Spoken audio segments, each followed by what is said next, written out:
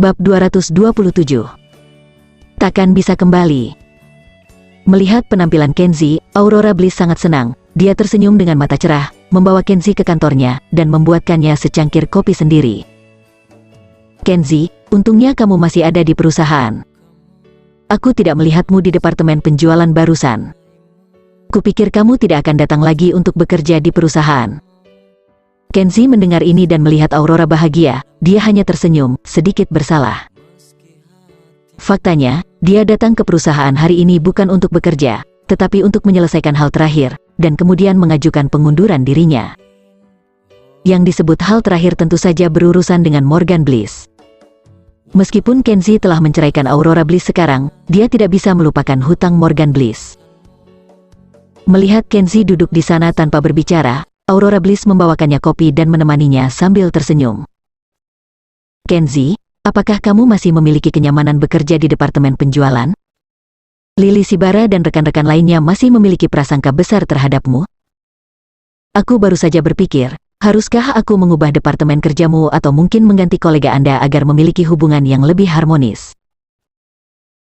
Dia tidak tahu mengapa, mungkin karena perceraiannya, Aurora Bliss selalu merasa bahwa dia berhutang banyak padanya. Dia melontarkan pikirannya dan ingin membuat Kenzie nyaman di tempat kerja, jadi dia membuat beberapa kompensasi. Kenzie tersenyum dan berkata, "Tidak perlu, Anda tidak perlu khawatir tentang hal-hal di tempat kerja. Sebenarnya, saya tidak datang ke perusahaan hari ini untuk bekerja. Saya hanya ingin mengemasi barang-barang saya dan mengadakan acara perpisahan formal, bertemu denganmu mengucapkan selamat tinggal lalu tinggalkan perusahaan." Setelah Kenzie selesai berbicara, dia mengeluarkan laporan pengunduran diri yang telah dia tulis dan menyerahkannya kepada Aurora Bliss. Melihat laporan pengunduran diri, hati Aurora Bliss tiba-tiba tenggelam. Wajahnya, yang awalnya menawan dan tersenyum, mulai berangsur-angsur menjadi pucat. Kenzie ingin mengundurkan diri? Apakah itu berarti dia akan meninggalkan perusahaan dan tidak akan pernah muncul di dunianya lagi?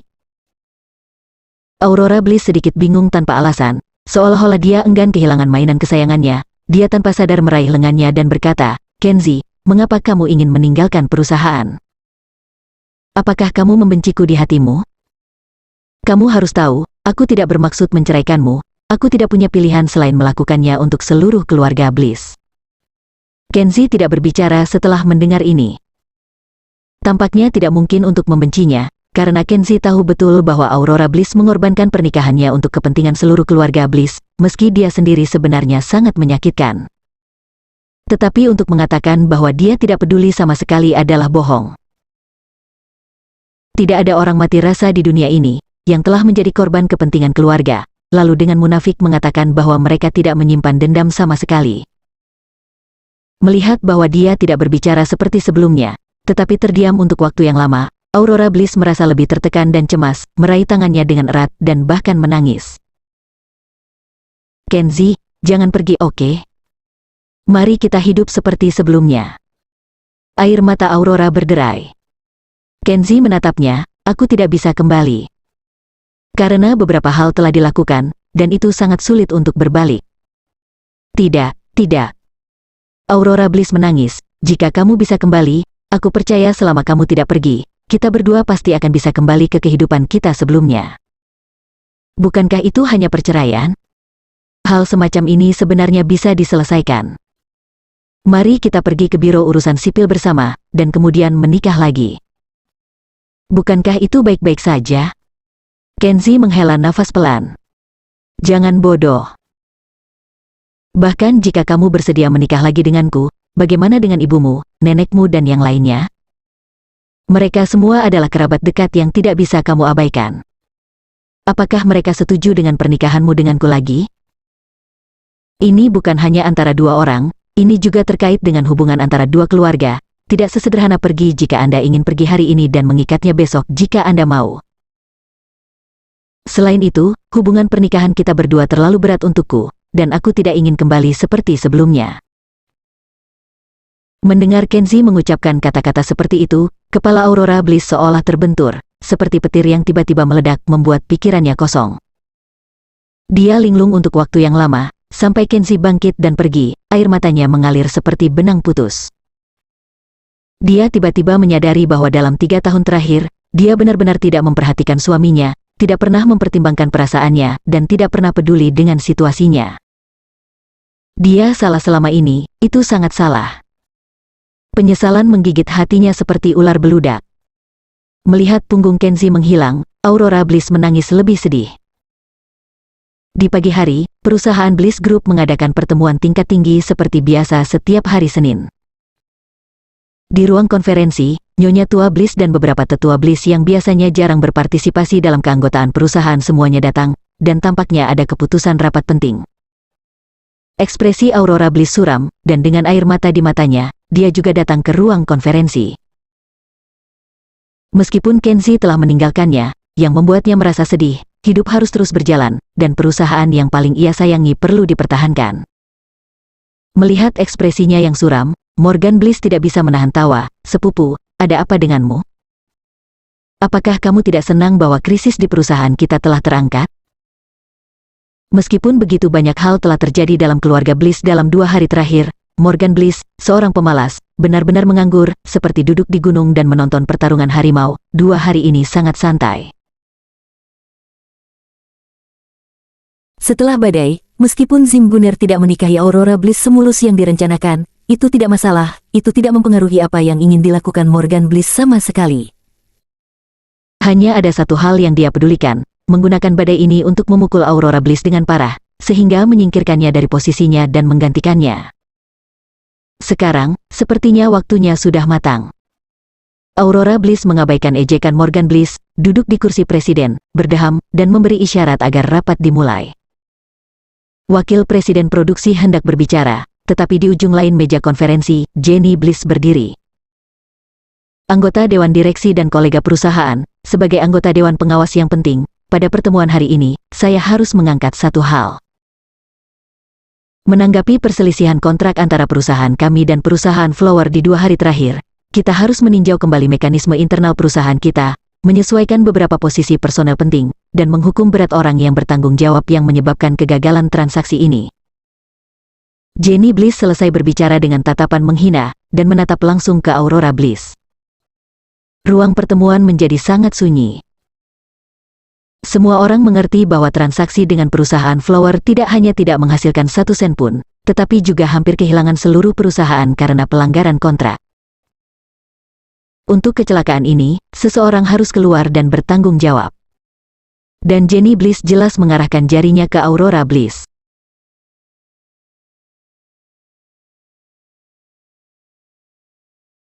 Bab 228. Tidak hanya menginginkan posisinya, tetapi juga rumah. Melihat semua orang menatapnya, baik acuh tak acuh atau mengejek, hati Aurora Bliss menegang, merasa sangat tidak nyaman. Meskipun dia merasa bahwa dia tidak bersalah, dia juga tahu bahwa Jenny Bliss benar dalam masalah ini. Perusahaan membuat kesalahan besar dan seseorang harus keluar dan bertanggung jawab.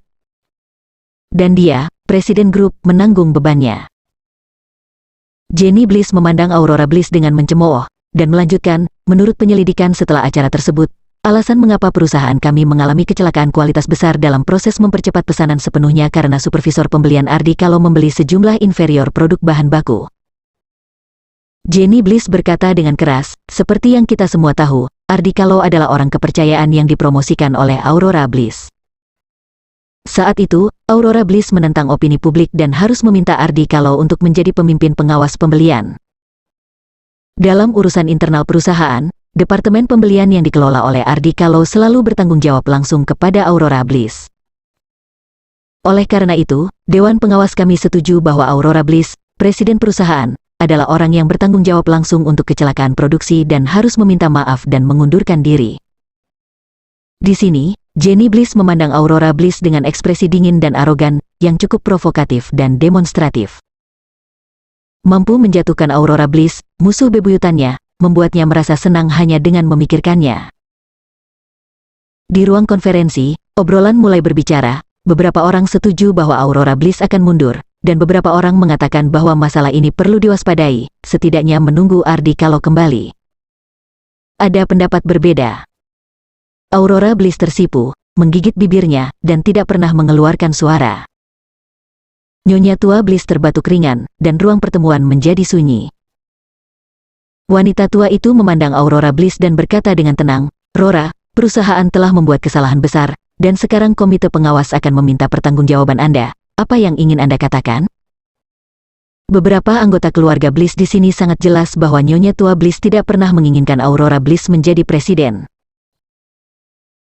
Meskipun wanita tua itu tampaknya tidak memihak dan memberi Aurora Bliss kesempatan untuk berbicara, semua orang tahu bahwa tidak peduli bagaimana Aurora Bliss berdebat, tanggung jawab ini akan dihitung di kepalanya, mungkin hanya permintaan maaf untuk mundur. Mengingat hal ini, Morgan Bliss, yang berada di kursi terakhir, tersenyum muram. Aurora Bliss terdiam untuk waktu yang lama, dan kemudian berkata dengan sedih, "Nenek, saya tidak punya apa-apa untuk dikatakan. Perusahaan telah membuat kesalahan, dan saya harus mundur." Setelah mengatakan ini, ada keributan di ruang konferensi. Dengan sarkastis, beberapa menggelengkan kepala dan menghela nafas. Jenny Bliss melirik Aurora Bliss dengan bangga, lalu mendengus dingin dan duduk. Melihat Aurora Bliss mundur, dia mengangguk puas. Oke, Rora bertanggung jawab, jika itu salah, jangan diperdebatkan lagi."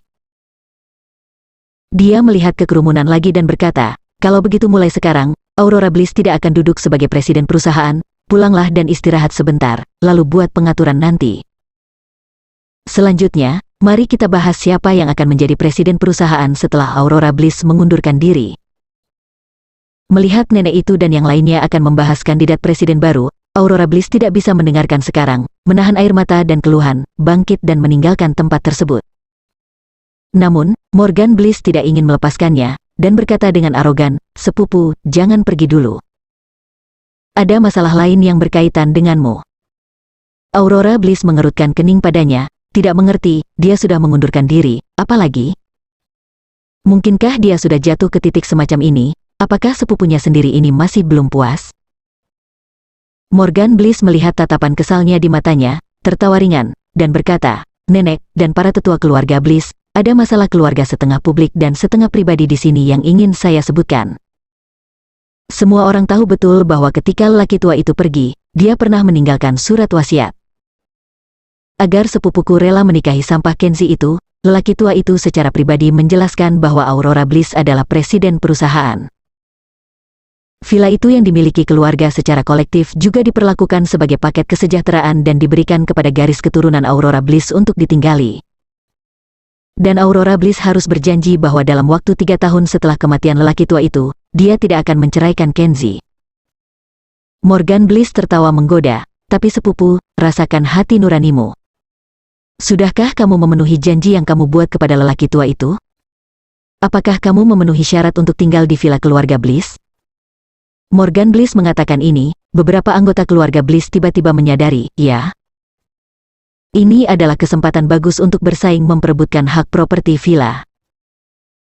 Aurora Bliss telah menceraikan Kenzie 2 hari sebelum ulang tahun ketiga kematian lelaki tua itu, jadi kualifikasi apa yang dimiliki Aurora Bliss untuk menempati villa keluarga Bliss? Itu rumah bagus yang bernilai jutaan, bahkan jika Anda mematahkan kepala Anda harus berbagi satu petak. Segera, beberapa anggota keluarga Bliss berdiri satu demi satu, memasang wajah bermartabat, dan dengan keras mengutuk tidak buruk. Morgan Bliss benar.